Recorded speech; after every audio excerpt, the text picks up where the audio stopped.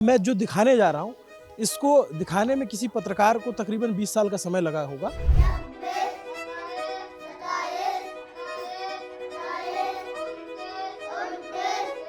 School होना अपने आप में बड़ी बात है। जी, स्कूल होना बहुत बड़ी बात है वैसे। देश के किसी भी कोने में बैठा व्यक्ति हो, उसको ये स्कूल जरूर देखना चाहिए।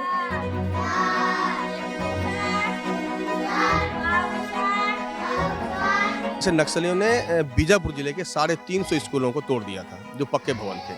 उनमें से एक स्कूल ये भी है जो इस वक्त हम लोग जो पेदाजुजर में खड़े हैं। सरकार के लिए जो मैंने अभी कहा कि माओवाद को मिटाने के साथ साथ एक और जिम्मेदारी है कि माओवादियों के उस नारे को भी मिटाए। नहीं तो अनार क्या आम क्या पढ़ के जब ये बच्चे शब्द बनाएंगे ना, तो सबसे पहला शब्द यहीं से खड़े होकर देखेंगे भाकपा माओवादी।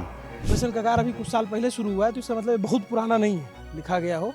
ये बहुत पुराना लिखा है, ये ज़्यादा पुराना लिखा हुआ नहीं है। आज़ादी के तकरीबन 60, 65, 70 साल तक इस इलाके में भारत सरकार का कानून नहीं चलता था। नहीं, बिल्कुल नहीं। यहाँ जनता ना सरकार था इस इलाके में, तो बिना परमिशन गा नहीं सकता। मुझे नहीं पता ये रिपोर्ट कितने लोग देखेंगे, लेकिन जितने भी लोग देखें, मैं उनसे गुजारिश करूंगा कि वो अपने लोगों को, अपने करीबियों को ज़रूर दिखाएं। क्योंकि मैं जो दिखाने जा रहा हूँ, इसको दिखाने में किसी पत्रकार को तकरीबन 20 साल का समय लगा होगा या इस जगह पे आने में। नमस्ते, अभिनव पांडे नाम है मेरा और मैं फ़िलहाल बस्तर जो संभाग है उसके बीजापुर ज़िले में और एक स्कूल के बाहर खड़ा हूँ। और ये स्कूल इतना ख़ास है और मैं बार बार कह रहा हूँ कि इसको हर किसी को देखना चाहिए। देश के किसी भी कोने में बैठा व्यक्ति हो, उसको ये स्कूल ज़रूर देखना चाहिए। क्योंकि जिस इलाके में हम खड़े हैं, ये किसी ज़माने में माओवादियों का बहुत कोर गढ़ हुआ करता था और इस इलाके में स्कूल नहीं बन पाते थे। मेरे साथ गणेश दादा हैं जो लंबे वक्त से इस इलाके में रिपोर्टिंग करते हैं और इस इलाके के रहने वाले भी हैं। ये स्कूल खास क्यों है और हमें देश को क्यों दिखाना बताना चाहिए? जी देखिए, देशवासियों को जानना इसलिए ज़रूरी है क्योंकि अभी आप बस्तर में हैं और बस्तर के बारे में सभी जानते हैं कि 2005 में जब सलवा जुलूम शुरू हुआ, ये नक्सलियों के खिलाफ एक आंदोलन था, ये स्वस्फूर्त आंदोलन था। और उस दौर में जब सुरक्षा बल के जवान यहाँ आने लगे तो नक्सलियों को ये लगा कि उन्हें ये डर सताने लगा कि जो स्कूल भवन है, उन स्कूल भवनों में सुरक्षा बल के जवान शरण लेंगे और हमारे खिलाफ आंदोलन चलेगा। तो उसी डर की वजह से नक्सलियों ने बीजापुर जिले के 350 स्कूलों को तोड़ दिया था जो पक्के भवन थे। उनमें से एक स्कूल ये भी है जो इस वक्त हम लोग जो पेदाजुजर में खड़े हैं। यहाँ का स्कूल भी जवानों नक्सलियों ने तोड़ दिया था। उसके बाद से जो यहाँ के बच्चे हैं, ये मान लीजिए कि 2005 से लेकर 2020 तक तो 15 साल यहाँ के बच्चे कभी स्कूल ही नहीं गए। जो लोग थे जिनके परिजन चाहते थे कि उनके बच्चे पढ़ें, तो वो 2010-11 में उनके बच्चों को उन्होंने जो एक पोटा केबिन शुरुआत है, एक योजना है राजीव गांधी शिक्षा मिशन का, वहाँ उन्होंने भेजा। लेकिन जो बच्चे, जो छोटे बच्चे जो जिनको पहली कक्षा में जाना चाहिए था, वो कभी स्कूल ही नहीं जा पाए। मतलब 15 साल तक बच्चे स्कूल नहीं गए। तो उसके बाद सरकार ने 2020 में एक अभियान चालू किया कि जितने भी बंद स्कूल हैं उनको पुनः संचालित किया जाए। तो उसके बाद इस क्षेत्र में देखिए, इस क्षेत्र में एक गांव और पड़ता है पदमूर। बीजापुर जिले का सबसे पहला जो पुनः संचालित होने वाला स्कूल, जो रीओपन होने वाला स्कूल पदमूर है। और वो स्कूल हुआ, ये इसको हम ही लोगों ने, मैं था उसमें, बीजापुर में एक अधिकारी हैं शिक्षा विभाग में, जाकिर खान, वो सब मिलके इन स्कूलों को हमने दोबारा रीओपन किया। तो अब ये 5 सालों से स्कूल यहाँ लग रहा है, बच्चे भी नियमित हैं। और सरकार की एक अच्छी पहल ये थी कि जिन स्कूलों को रीओपन किया गया, उन स्कूलों में उसी क्षेत्र के, उसी गांव के जो बेरोजगार युवा जो 12 पास हैं, उनको वहाँ पर बतौर शिक्षा दूत पदस्थ किया जाए। तो यहाँ पर शिक्षा दूत अभी पदस्थ हैं। उसके अलावा हेडमास्टर भी होता है। देखिए, आप तो आए हैं भी रास्ते में, देखें कभी नदी नाले हैं। वही अब दर्शकों को बता दूं कि हम लोग अभी इतने आसानी से खड़े होकर बात कर रहे हैं, तो इसको आप समझिएगा मत कि हम बहुत आसानी से यहाँ पहुँचे हैं। मेरे जूते पे जो धूल लगी उससे थोड़ा अंदाज़ा हो जाएगा और जो हम लोग के चेहरों पे धूल लगी उससे अंदाज़ा लग जाएगा। बीच जो पक्की सड़क क्या होती है, अगर इस इलाके का आदमी 10, 20, 25 किलोमीटर दूर न जाए तो उसको पता भी नहीं चलेगा कि धरती पर डामर और गिट्टी की एक सड़क होती है। तो कोई सड़क नहीं है, नदी नाले पार करके हमको आना पड़ता है। उसके विजुअल हम इस पर लगा देंगे। आना पड़ता है और उसके बाद हम यहाँ पे पहुँचते हैं। और फिर जब एक ऐसा गांव, यहाँ गांव जो होते हैं ना, वो ऐसे 2-2, 4-4 घर के गांव होते हैं। और पक्का मकान क्या होता है, वो सिर्फ पक्का स्ट्रक्चर जो ये कोई सरकारी भवन होता है, तो उन लोगों को पता चलता है कि अच्छा ऐसा भी कुछ घर बनता है।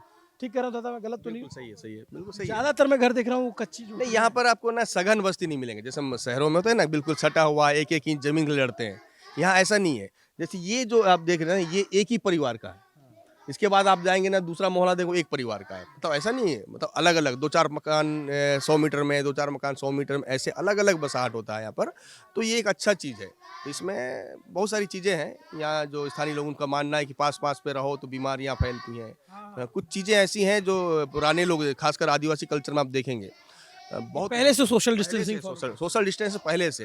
मेरे को यहाँ जो रानू दादा उन्होंने बताया था कि जो सोशल डिस्टेंसिंग और ये सब शब्द आया कोविड के टाइम पे, आदिवासी इसको सालों से मानते हैं। उनको लगता है कि मेरी मुर्गी बीमार हो जाएगी तो दूसरी की मुर्गी ना बीमार हो, इसलिए हाँ, जो है दूर दूर रहते हैं। बिल्कुल यही सही है। खैर मैं ये स्कूल एक बार देखना चाहता हूँ, क्योंकि दादा मैं ये जानना चाहता हूँ कि आप जैसे हम लोग आए यहाँ पे, क्योंकि आप पत्रकारों की टुकड़ी साथ चलती है किसी रिपोर्ट को करने के लिए। हमें एक इनकाउंटर हुआ है, वहाँ जा रहे हैं, आप स्कूल देखे तो आपकी एकदम आँख चमक गई। हाँ, ये मतलब गणेश से आप पूछो कि गणेश एकदम प्रत्यक्ष गवाह है और इस इलाके का, क्योंकि उसकी पैदाइश इसी इलाके में हुई है। उसने यहाँ के हर पत्ते, हर पेड़ की करवट को देखा है, हवा की करवट को देखा है, सारी चीज़ों को बिगड़ते, बदलते, बनते, संवरते, सारी चीज़ों को देखा है। हम तो खुद गणेश से पूछ पूछ के यहाँ पर समझदार होते हैं बीजापुर में जब आते हैं तो। लेकिन जितने दिन से मैं आ रहा हूँ, मतलब मैं तो पत्रकार बनने के बाद से ही धीरे धीरे आ रहा हूँ, वो तो उसने अपना जीवन यहाँ काटा है। तो मेरे नज़र में जितना बदलाव दिख रहा है वो भी आश्चर्यचकित करने वाला है। और इसलिए मैं बोला कि जब बच्चों का वो ककहरा लगाना, वो ABCD पढ़ना, कोई यहाँ से गुजरता हो अगर उसको रोक ना दे तो फिर मुझे नहीं लगता कि उसके दिमाग में कोई थोड़ा सा भी झन्नाटेदार चीज़ असर करेगी। ये आपके दिमाग को झकझोरेगी कि कितना खूबसूरत है। और लेकिन फिर भी देखो, एक चीज़ और बता रहा हूँ, सरकार के लिए जो मैंने अभी कहा कि माओवाद को मिटाने के साथ साथ एक और जिम्मेदारी है कि माओवादियों के उस नारे को भी मिटाए। नहीं तो अनार क्या आम क्या पढ़ के जब ये बच्चे शब्द बनाएंगे ना, तो सबसे पहला शब्द यहीं से खड़े होकर देखेंगे, भाकपा माओवादी। तो ऐसा ना हो कि बच्चे अनार के आम क्या कखा गगा पढ़ने के बाद उसके शब्द को मिलाकर माओवाद पढ़ने लग जाएं। तो ऐसे नारों को भी मिटाना पड़ेगा, क्योंकि कोई माने या ना माने, हथियार लेकर जरूर लड़ रहे हैं, लेकिन माओवाद एक विचारधारा है और इसी तरह से वो अपने तरफ लोगों को आकर्षित करती है। ये जो हम लोग शुरू में पढ़ते हैं तो गीत संगीत ये वो करके पूरा उस तरीके से, अब हथियार भी तो उनके पास भी एक समय के साथ साथ आते गए। लेकिन मैं ये स्कूल दिखाएंगे तौफीक, ये छोटे छोटे बच्चे हैं, इनकी आँखों को आप देखेंगे और ये पढ़ाई चल रही है। और जैसा गणेश दादा बता रहे थे कि ये इस इलाके में 15 साल से कोई स्कूल बच्चा पढ़ा ही नहीं है। और इस जगह पे जहाँ हम लोग खड़े होकर के रिपोर्ट कर रहे हैं, दादा यहाँ पे पहुँचना कैसा था पहले? नहीं देखिए, पहले यहाँ पहुँचना, मतलब पहुँचने के बारे में आप सोच ही नहीं सकते थे। मतलब अब जो बदलाव हुआ है उसमें सबसे बड़ी बात, मतलब ये तो लोगों को देखना चाहिए कि बदलाव कैसे हो रहा है। ये आप जो पोल देख रहे हैं ना, ये एक्चुअल में ये यहाँ का ना वो है ध्वजारोहण। जब यहाँ वो 15 अगस्त 26 जनवरी ध्वजारोहण होता है। 2005 में जब स्कूल बंद हुआ ना, उसके पहले से जब स्कूल यहाँ लगता था 15 अगस्त 26 जनवरी को, पहले यहाँ पर काला झंडा फहरता था, उसके बाद तिरंगा फहरता था, या फिर तिरंगा फहराते थे, उसके बाद तिरंगा को हटाया जाता था तुरंत। जबकि हम 5:30 बजे के बाद तिरंगा उतारते हैं, तुरंत हटा के उस पर काला झंडा फहराया जाता था। और अब देखिए जो बदलाव आया है कि आप सुबह 7:30 बजे तिरंगा फहरा रहे हैं तो शाम को 5:30 बजे तक पर रहता है। इतना तो नस्ली उतार देते थे। हाँ, तुरंत उतार देते। मतलब आप यहाँ ध्वजारोहण कर ही नहीं सकते थे ना। हाँ, आप मतलब 15 अगस्त 26 जनवरी आप मना ही नहीं सकते। उस दिन देश के हर कोने में तिरंगा लहराता था, लेकिन बस्तर के लगभग 90% जो फीसदी इलाके हैं, उन इलाकों में काला झंडा फहरता था नक्सलियों का। तो अब ये पिछले 19 महीनों में कुछ बदलाव आए हैं, तो यहाँ मतलब आप बेखौफ होकर तिरंगा लहरा सकते हैं 19 महीने में। हाँ, 19 महीने जब ये जो गवर्नमेंट बदली है और जब से केंद्रीय गृह मंत्री ने ऐलान किया है कि 26 मार्च 31 तक खत्म करेंगे, तब से लेकर अब तक जो 19 महीनों में जो बदलाव आया है, एक्चुअली ये बदलाव इन द सेंस ये है कि अंदरूनी इलाकों में जहाँ नक्सलियों का एक छत्र राज हुआ करता था ना, उन इलाकों में ये बदलाव हुआ कि यहाँ पर अब आदमी स्वतंत्र है। ये इलाकों में एक छत्र राज होता था। इस इलाके में तो बिना परमिशन के आ नहीं सकते थे। मतलब मैं आप लोग भी? हाँ, हम लोग को अगर किसी चीज़ का रिपोर्टिंग करना होता था तो पहले हम मैसेज करते थे, फिर परमिशन मिलता था, ठीक आप आइए, आप कितने लोग आ रहे हैं, लिस्ट भेजना है, हाँ आपके साथ ठीक है, एक काम कीजिए, आप आइए, दूसरों को मत आइए, मतलब ऐसे होता था। लेकिन अब क्या है, देखिए अब किसी की परमिशन आप तो देखें ना। ये वो इलाके, मतलब मैं जैसे जो हरियाणा का दर्शक है उसको बताएं कि एक बहुत लंबा वक्त था आज़ादी के तकरीबन 60 65 70 साल तक कि इस इलाके में भारत सरकार का कानून नहीं चलता था। नहीं, बिल्कुल नहीं। यहाँ जनताना सरकार था, नक्सलियों के विंग होता है जनताना सरकार। जो देखिए जनताना सरकार को आप अगर जानेंगे ना क्या है, तो उसको ये ऐसे जानना पड़ेगा आपको, जैसे सरकार बहुत सारी योजनाएं लाती है, पंचायतों के माध्यम से योजनाओं का क्रियान्वयन होता है। और नक्सली संगठन के पास एक जनताना सरकार विंग होता था। जिस तरीके से और जिन तरीकों से सरकार जो योजनाओं का क्रियान्वयन करती थी, वैसे ही जनताना सरकार के लोग गाँव में सड़कें बनाना, अभी आप जब चलेंगे ना, अब जब हम आए हैं पिता जो चिन्ना जो से एक सड़क से आप आए, वो नक्सलियों की बनाई सड़क है, वो सरकारी सड़क नहीं है। हाँ, तो इन इलाकों में नक्सली सड़कें भी बनाई, नक्सलियों ने भूमि समतलीकरण काम भी किया, तालाबों का निर्माण किया, मतलब ऐसे काम वो भी करते थे। मतलब वो पूरा अपने आप को सरकार की तरह ट्रीट करते थे। उनके अलग अलग डिपार्टमेंट थे कि ये हमारा PWD है, ये हमारा तालाब खोदने वाला विभाग है, मतलब हाँ, ऐसा उनका था बिल्कुल ऐसे ही था कि ये पार्टी है, ये पार्टी की सरकार है। हाँ, उनके स्कूल भी थे। अच्छा। हाँ, उनके स्कूल भी थे। 2005 के बाद इन इलाकों में बहुत सारे ऐसे स्कूल थे, आश्रम थे जिन उनके, कि वहाँ पर बच्चे पढ़ते थे। हम तो यहाँ काकाहारा पढ़ा रहे हैं, वहाँ पर नक्सलवाद की पढ़ाई करते थे। आज भी बहुत सारे नक्सली कमांडर ऐसे हैं जो नक्सलियों के स्कूल से पढ़कर निकले। अभी ये खाना कैसा बन रहा है? ये मिड डे मील है, देखिए आराम से, ये मिड डे मील है, बच्चों के लिए बन रहा है। मिड डे मील, मतलब अब सरकार पहुंच गई है यहाँ पे, है? आप लोग यहीं से हो? क्या नाम है? मेरा नाम राजू है सर। राजू जी तो आपने पढ़ाई की राजू? जी, कहाँ तक पढ़ी? मैं 10वीं तक पढ़ाई किया हूँ सर। ऐसे सावधान क्यों खड़े हो? मैं कोई सर मत बोलो, मैं भाई जैसा हूँ, जी भैया बोल लो। जी, तो राजू आपने 10वीं तक कहाँ पढ़ाई की? बीजापुर में सर। बीजापुर में। जी फिर ये आपका गांव कितने कितने लोग हैं इस गांव में? जी, गांव में कितने लोग होंगे? यहाँ पे होंगे 700 तक मेरे गांव में, पेदे जोजर में हैं। तो मैं ऐसे कंधे पे हाथ रख लूँ आपके? जी, थोड़ा दिखाओ ना, क्या है ये, क्या बन रहा है ये? यहाँ पे कौन से आदिवासी रहते हैं? जी, ये अपने लोग रहते हैं सर। अच्छा, यहाँ पे हम लोग दाल बना रहे हैं। दाल बना रहे बच्चों के लिए? जी, सब्जी। मध्याह्न भोजन का समय है। जी तो आप लोग को सरकार से तनख्वाह मिलती है?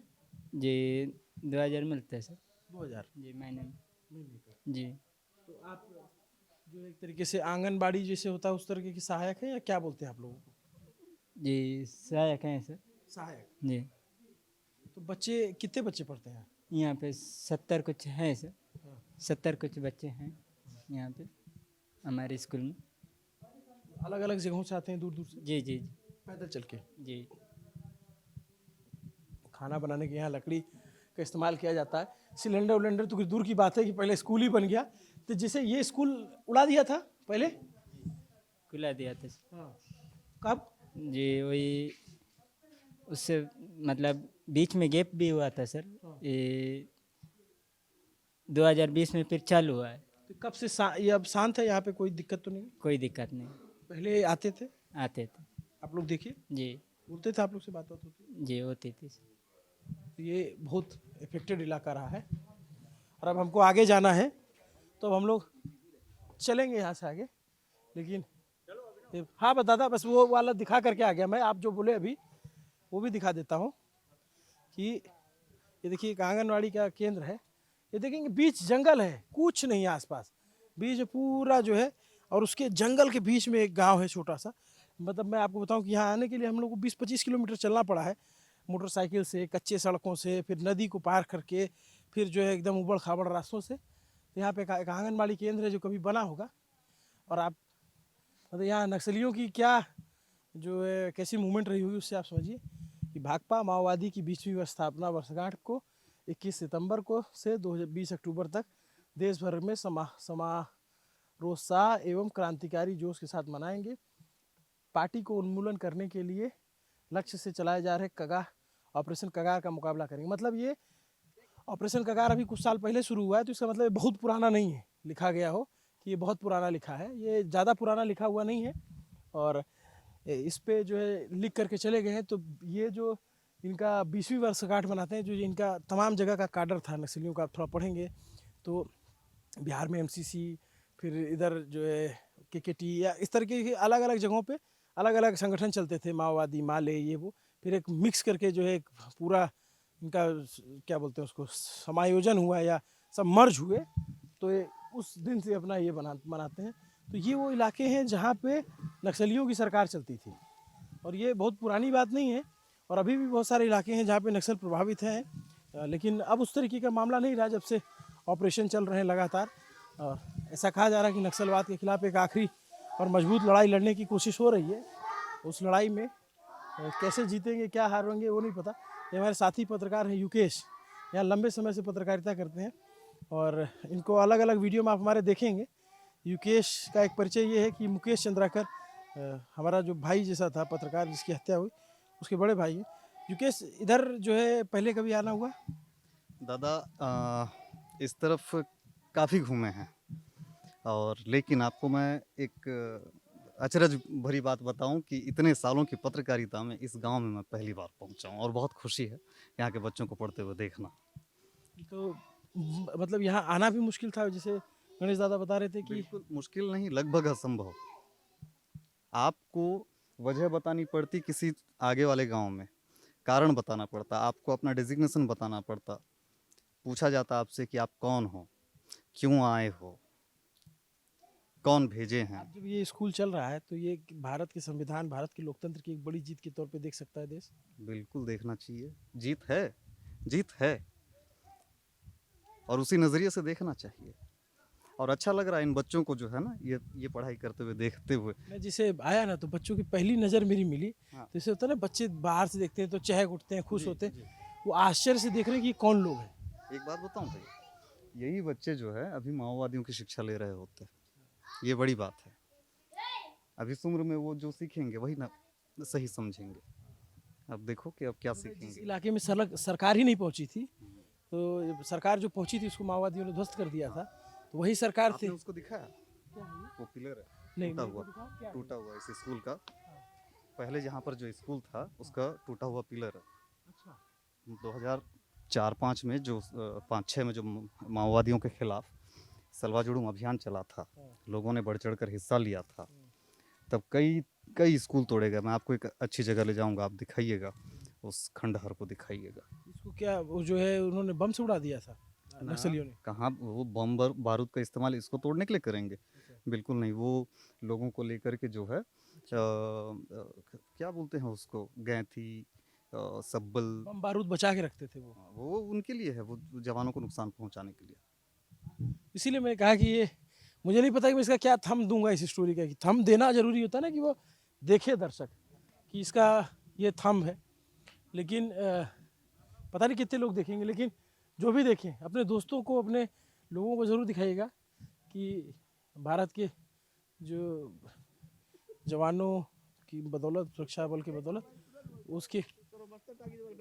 मैं एक सेकेंड, ये यहाँ पे तो स्टार है ना बस्तर टाकीज, मतलब कि मतलब आदमी जो है देखता है तो इनको दादा थोड़ा सा बात कर लो, आप टीचर हो ना, आप पढ़ाते हो,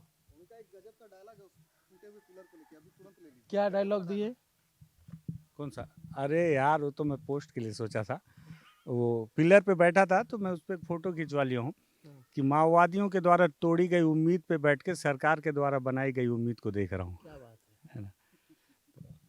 ये आदमी भी अपने आप में एक दार्शनिक से कम नहीं है, इतना घूम लिया है कि एक अलग विचारधारा शुरू की जाती है दर्शन की। हाँ हाँ, तो आप जो यहाँ पढ़ाते हो? जी जी, शिक्षा देता हूँ सर। क्या नाम है आपका? मेरा नाम मोहन कुमार। तो अभी कितने बच्चे पढ़ रहे हैं? अभी कुल दर्ज संख्या तो 67 है सर। जी। और कब से है ये 2021 से है सर, 2021 से मतलब चालू है। 21 में? जी। पता 21 में चालू हुआ है दादा, जब कोविड आया था तब। तो उससे पहले जो है आप लोग, जी जी, नहीं था। तो बच्चे क्या पढ़ते नहीं थे इस इलाके के? उस समय तो नहीं पढ़ते थे सर, कहीं पोटा के बिन आश्रम ऐसे जगह जा जाके पढ़ते थे। अच्छा, जी तो स्कूल होना अपने आप में बड़ी बात है। जी, स्कूल होना बहुत बड़ी बात है सर। जी, मतलब इधर इलाके के बच्चों ने कई साल स्कूल ही नहीं देखा था। नहीं देखा था सर। अभी तो पहले तो टीवी तक भी नहीं था सर, टीवी भी लगा है, टीवी भी है। अच्छा, जी तो इस बहुत सालों बाद इस इलाके के लोगों ने टीवी देखा होगा जी जी जी कि ये भी कुछ चिड़िया है। जी। सुन करके इतना, कई बार जैसे जो गुड़गांव, दिल्ली, मुंबई इन सब के फ्लैट में बैठे लोग होंगे, उनको तो लगेगा कि यार ये लोग कौन सी दुनिया की बात कर रहे हैं। नहीं देखिए, आधा बस्तर जो है ना, आधा बस्तर 15 साल शिक्षा से वंचित था। शहरों की बात छोड़ दें तो जब हमारे बच्चे जब 3 साल के, 2.5 साल के होते हैं, हम तुमको भेजते हैं ना, नर्सरी में भेज देते हैं। और ये तो यहाँ के लोग सोचते नहीं थे। अच्छा, लेकिन मैं देखता हूँ यहाँ लोग कितने मासूम है, उनकी बोली में इतनी प्यारी है, इधर की भाषा यही तो इतनी। बस्तर की पहचान है। यहाँ के लोग बहुत मासूम है। यही मासूमियत का फायदा तो लोग उठाए और 45 साल राज भी कर लिए। मतलब इस इलाके में आप समझिए कि नक्सलवाद से इतना प्रताड़ित रहा, और जो आम आदिवासी है, जो आम इंसान है यहाँ का, वो दोनों तरफ बंदूक की नाल पे फंसा रहा। मतलब कई बार ऐसा होता था कि नक्सली आए और गांव वालों को डराया धमकाया, जो भी प्रभाव मिल गया, और लेके सड़क काट दी, पेड़ गिरा दिया, सड़क पर गड्ढा कर दिया। तो रात में नक्सलियों ने ऐसा किया, फिर सुबह फोर्स आई, तो फोर्स उन्हीं गाँव वालों को ले जाएगी और कहेगी कि ये पेड़ हटाओ, वो गड्ढा भरो। तो दोनों तरफ से वो, ये मैं गलत तो नहीं कह रहा हूँ। यही सच्चाई है, यही सच्चाई है कि दोनों तरफ से फंसे हुए हैं। देखो, दिन को सुरक्षा बल, अब के पहले की बात बताऊं तो दिन को सुरक्षा बल हथियार लेके आते थे, शाम को लौट जाते थे, फिर रात को ये हथियार लेके आते थे और रात भर रहते थे। तो ये जाएं क्या, किसके ऊपर विश्वास करते? इनकी सुनने वाला कोई नहीं था। बाजार गए गांव के लोग, तो पुलिस ने पूछताछ की कि गांव में क्या चल रहा है। वापस आए तो नक्सलियों ने पूछताछ की कि पुलिस वाले से क्या बात हुई थी। तो 25 साल ये है, मान लीजिए बीजापुर की बता रहा हूँ मैं, 25 सालों तक यहाँ के अंदरूनी गांव के इलाके के जो लोग हैं, कोई भी पुरुष कभी बाजार नहीं गया। सिर्फ महिलाएं जाती थी, वनोपज संग्रहण करके ले जाती थी, वो वहाँ बेचती थी, वो चाहे लकड़ी हो या वनो, वो वहाँ बेच के जो पैसे मिलते थे उसको लेके वापस आती थी। मतलब ये मान लीजिए कि 25 साल 20 साल तक महिलाओं ने घर चलाया है। तो विकास की सीढ़िया का नाम होता है वो, इस बस्तर के लोगों ने ज़्यादातर एक विकास तिवारी का इनाम जाना। बाकी जो है पहले तो सांस ले लें, जो बारूदी गंध है वही इस इलाके के लिए सबसे बड़ी बात थी। सड़क, रोड, पानी, इन सब की मांग करना तो दूर की बात रही भाई। हमको देखिए डर यहाँ पर ना पुलिस से था ना नक्सलियों से था, सिर्फ गोली का था। दोनों तरफ एक वही थी। मतलब वो नवरत्न जो बना है ना, गोली, एक बुलेट, सिर्फ उसका डर था कि इसकी गोली से बहुत सामान्य लोगों की जान गई। देखिए जितने लोग मरे हैं ना, उसमें ये मान लीजिए कि 100% में 80% जो लोग हैं ना, निर्दोष लोग मारे गए, जिनका कोई दोष नहीं था। कभी क्रॉस फायरिंग में मारे गए, कभी नक्सल ने मार दिया, वो वीर समझ पुलिस ने मार दिया। अभी आधी आबादी आदिवासियों की जेल में है, आधी आबादी। बड़ी संख्या में। आप बस्तर में देखिए, जगदलपुर, दंतेवाड़ा, नारायणपुर और इधर के जो सुकमा, जितने भी जेलें हैं ना, वहाँ आपको सामान्य अपराधी नहीं मिलेंगे। नक्सल मामलों के आदिवासी ही हैं वहाँ, और सभी जेल क्षमता से अधिक हैं। एक बड़ा दुर्भाग्य इस इलाके की रहा, मैं आगे और रिपोर्ट्स में बताऊंगा। जब इस इलाके में माओवाद आया तो मैंने भी सोचा कि यार इस इलाके में माओवाद आया कैसे, पनपा कैसे, जो नक्सली आए कैसे। इधर न ज़मीन की लड़ाई है कि भाई कम ज़मीन है किसी का कब्जा कर रखा है, ना जातिवाद है कि छुआछूत कर रहा है कोई, या रिसोर्सेज की कमी है, या ऐसा भी नहीं कि देश से अलग हो जाने की कोई भावना है, जैसे मान लीजिए कश्मीर के कुछ इलाकों में रहा या एक ज़माने में नॉर्थ ईस्ट में रहा। तो यहाँ नक्सलियों का ये सबसे मजबूत गढ़ कैसे हो गया। तो शुरू में नक्सली जो है वो यहाँ पे जो के सीतारमैया, जो इनके नक्सलियों के नेता, वही शुरुआत किया उसी आदमी ने, आंध्रा के। चारू मजुमदार से शुरू हुआ। नहीं वो तो उधर हुआ, हाँ, उसके बाद तो वो काफ़ी, जो चारू मदामदार और नक्सलवाड़ी वाला तो क्रश हुआ। फिर उसके बाद जो ये आंध्रा और बस्तर में नक्सलवाद जब आया ना, बस्तर की बात करूं तो बीजापुर का जो भद्रकाली है, भद्रकाली नदी के रास्ते से नाव के सहारे इन लोग 9 लोग आए थे। 9 लोगों के पास एक त्रिनाथ, एक भरमार, एक पिस्टल था, भरमार जो होता है ना देसी कट्टा, और उनके पास मात्र 6 या 7 बुलेट्स थे। उन 9 लोगों ने पूरे देश भर में फैलाया नक्सलवाद को। ये जो बात करें, किसी ने पूछा कि यार आप फैला कैसे, तो एक तो आदिवासी हैं, तो यहाँ आप देखिए कि आज भी सरकार की उतनी पहुँच नहीं है। स्कूल खुल गया लेकिन सड़क नहीं है, तो नक्सली पहले पहुँच गए। और जंगल में रहते थे तो इनके लिए सरकार मतलब होता था, वन का जो अधिकारी है जो आता था वही इनके लिए सरकार होता था, या खेत नापने आ गया पटवारी इनके लिए सरकार। नक्सलवाद अगर यहाँ पनपा है ना, उसके पीछे वजह भी सरकार ही है ना। सरकार के जो नुमाइंदे हैं, जिनके भरोसे अंदरूनी इलाकों में जो योजनाओं का क्रियान्वयन होना चाहिए, कौन था? एक फॉरेस्ट का अधिकारी, पटवारी, ये 2-4 लोग थे, पुलिस, फिर इसके बाद इन लोगों ने जो उस समय जो किया ग्रामीणों के साथ, छोटे छोटे काम के लिए पैसे लेना, मुर्गे खा लेना, बकरा मांग लेना, उसका फायदा नक्सली ने उठाया। उन लोगों ने इसके खिलाफ आवाज़ उठाया तो लोगों ने समझा कि ये हमारे लोग हैं। तो 2004 तक जो है, अभी तो जैसे ये लोग जिनसे हम बात कर रहे हैं, ऐसा था ना दादा कि बहुत सारे लोग नक्सलियों के समर्थक थे, कि लगता था ये हमारे हित की बात कर रहे हैं। बिल्कुल बिल्कुल, वो तो यही सोचते थे ना। जब भाई मैं सरकार हूँ, आप तक नहीं पहुँच पा रहा हूँ, और दूसरा बंदा आपके हित में काम कर रहा है तो मुझे क्यों नहीं माने, क्यों माने? फिर सलवा जुडूम के बाद से चीजें बदलना शुरू देखिए हिंसा जो हुआ ना, एक्चुअली नक्सलवाद 2004-5 तक वो एक आंदोलन था। कुछ घटनाएं भी हुई, जैसे पहली घटना पतर्रे में हुई जिसमें 11 जवान शहीद हुए थे, कुछ हत्याएं भी हुई।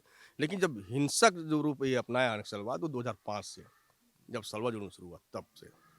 ये, लेकिन अब बदलाव हो रहा है, मतलब हम ये कह सकते हैं कि चीजें बदल रही हैं। बिल्कुल बिल्कुल अब बदलाव हो रहा है। जिन्होंने नक्सलवाद को यहाँ शुरू किया, नक्सलवाद का विस्तार किया, वो सारे लोग समर्पण कर चुके हैं या तो मारे गए हैं। अब जो बचे हैं वो यहाँ के लोकल ट्राइबल लीडर्स हैं। अब एक जैसे मैं एक बात बताऊं आपको, आप लोग जैसे बात करते थे मैं सुनता रहता हूं कि ये फलाना बचा है, रामदेव अभी नहीं आया है, पापा राव नहीं आया है, या फिर फलाने जो है देव जी वहाँ है, मतलब आप नक्सल लीडर्स की बात करते हो। दिल्ली के उससे मैं अगर आपको बताऊं नज़रिए से, या जो आम पत्रकार है या फिर वहाँ पे जो दर्शक है, उसको लगता था कि हिडमा ही सबसे बड़ा व्यक्ति था इस पूरे संगठन का।